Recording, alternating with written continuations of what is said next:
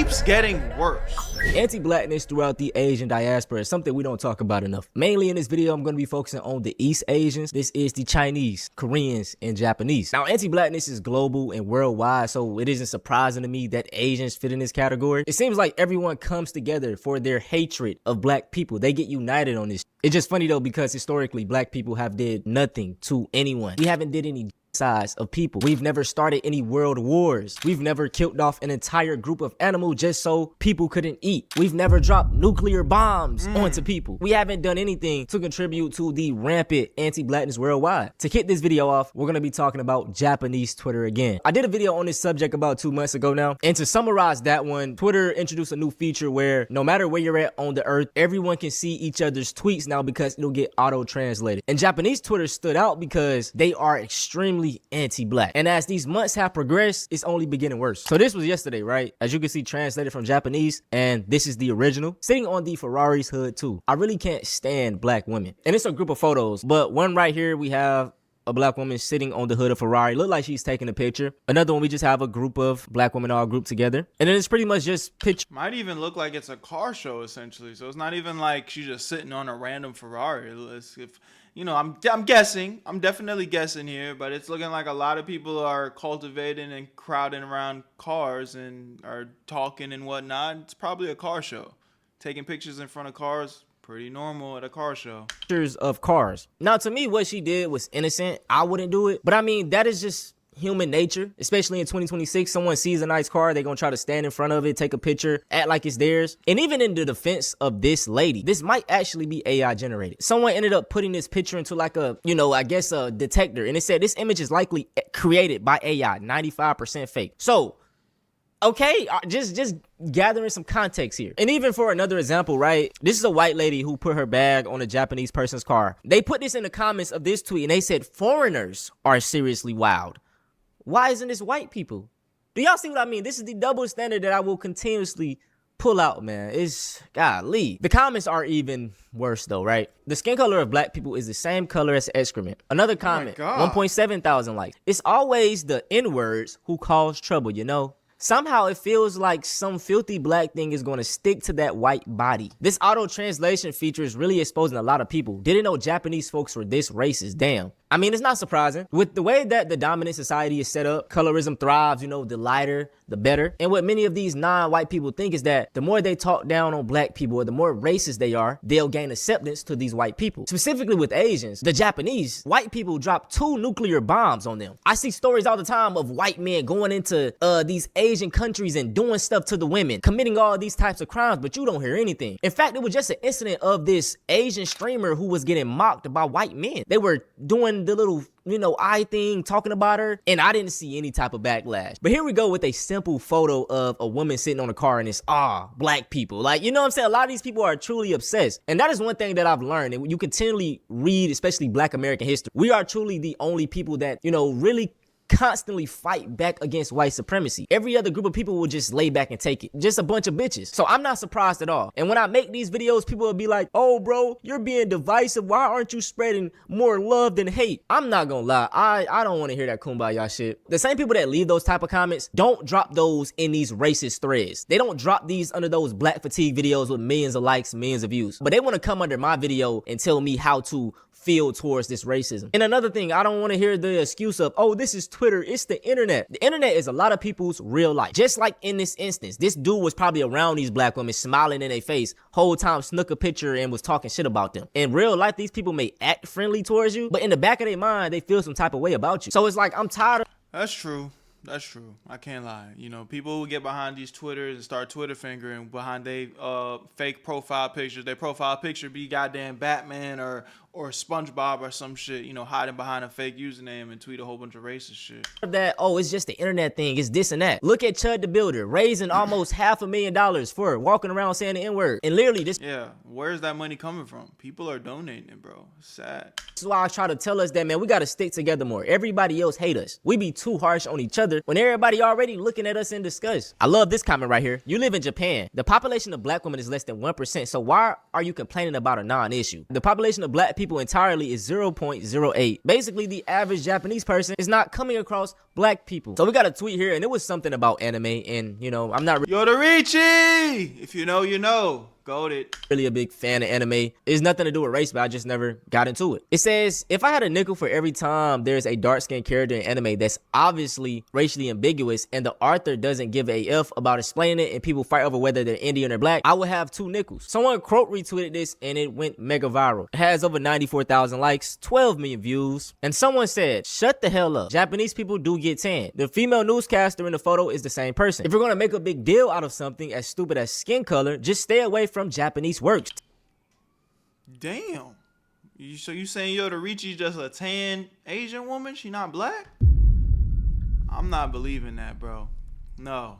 We're not going for that. To begin with, we didn't make it for you people. This is why I try to show so much love to the black comic book writers, the black cartoon creators, the black film directors. Like, let's create our own shit. Let's, you know, if you love anime, make your own anime. If you love a cartoon, make your own. We have to stop begging these people for this representation. Let's just do it ourselves. So look, right, we got a TikTok. It says, Chinese Natasha doll is a black baby doll that Chinese, I can't read that, a stress reliever.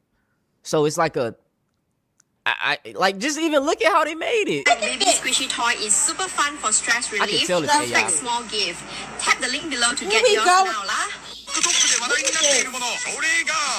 So you know what? I The fuck? think it's real, but I think they use AI to promote it. This is a real thing, y'all. アフリカベビーのスクイーズ人形中国版 TikTok では洋服を着せたりメイクをしたりまるで本物の赤ちゃんみたいに遊んでる動画が大量に出てきますこれが Oh my God. レビューから What are they doing? 雑扱いの様子を更新投げられたりスープかけられたり風船につけられて放たれるこのストーリー性のある動画がバズって今中国ではナターシャを使った動画が Oh! Real thing, y'all.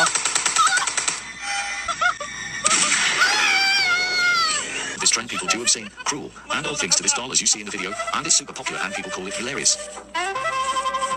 I personally have an uncomfortable pit in my stomach. When I see these videos, these stress toys come in various colors, even pink, yet the trend specifically chooses this particular model. It's just like everybody has this on their mind. I keep telling y'all this, bro. We be chilling, minding our fucking business, and it's a straight shot from this person, straight shot from that person, straight shot from, like, you know what I'm saying? But nobody want to talk about the good that we're doing. I had to drop 2 back-to-back videos talking about all of the black excellence, the black doctors, the black lawyers, the black this, the black that. I ain't see videos from nobody else. Now, the last thing I want to talk about today is a story that I touched up on before onto my main channel. Down here in Columbia, South Carolina, that's where I'm from. That's where I live at. There was a gas station that I literally went to all the time. I grew up like 10 minutes away from this store. And back in 2024, I believe, a 14-year-old boy by the name of Cyrus Belton, the owner of this store, already used to profile all the black people there. He was in the middle of the hood, though. Like I said, once again, these people love coming into our spaces but want to profile them. Go to the white neighborhoods, gang. On this day, though, Cyrus, he walked in and supposedly he stole a water bottle. So the owner and his son chased the boy down, chased him all the way out the street for a water bottle and shot and killed him. Whole time he didn't steal the water bottle. This is 14-year-old Cyrus Carmack Belton, and on May 28, 2023, he walked into a Shell gas station in Columbia, South Carolina, and almost immediately after entering, he was told by one of the owners to place his bag at the front of the store because it was store policy.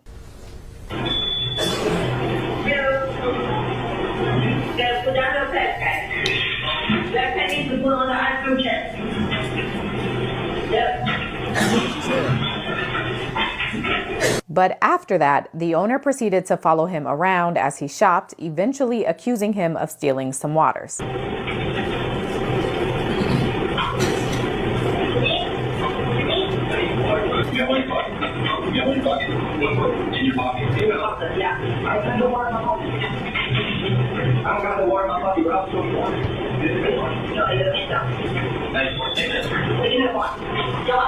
Bruh. So they chase him. So the woman's husband, whose name is Rick Chow, and their adult son, whose name is Andy Chow, proceed to chase Cyrus Belton for 130 yards. For a water bottle, gang? I mean, again, one, they said he didn't steal nothing. So let's just stop right there.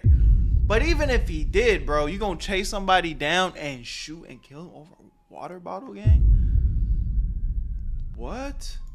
As Cyrus is running, he ends up dropping his cell phone, he runs out of his shoes, he drops his backpack and trips a couple of times. This is a video of the path Cyrus ran and Rick and Andy followed behind. Man, this shit is heartbreaking, bro. I mean, I done went to the store multiple times. They done disable it. Like, not disable it, but they done pretty much put them people out of business now. For a fucking water bottle, y'all. Okay. Now, as this chase is happening, a number of people who were driving in the area start to take notice, particularly the two women in this BMW video. I had pulled onto the lot and I stopped. At that point, I saw them, Cyrus run across the street, them chasing him. I saw Cyrus trip, but he didn't get up straight up. I thought he tripped again, and he went down. So then I drove down there when I stopped and asked if they needed help, was everything okay? So Mr. Chow was in a shooting stance where he's standing upright with his leg. Already, it's not self-defense. You're running someone down and shooting at them. And he had his arms like this. We pulled into the gas station. As we were pulling in, Cyrus was running out, and behind Cyrus was his son and Mr. Chow. So Cyrus was running out, his shoe came off, he was pumping his arms and holding his pants with the other arm. He crossed the street, he tripped over the curb. At that time he got back up. I see Mr. Chow step out, he had his arms up, and then we see Cyrus fall again to the ground. He kind of like crawled basically to the place where he passed. So we're in here? Yes, he was on his way back up. Mr. Chow was already like this. Did you see Cyrus Carmack Belton turn around at any point? No. Did you see him point anything at Rick Chow or Andy Chow at any point? No. And then the driver of this white. It's just pure hate, bro. Again, over a water bottle, you're chasing him. He's running away.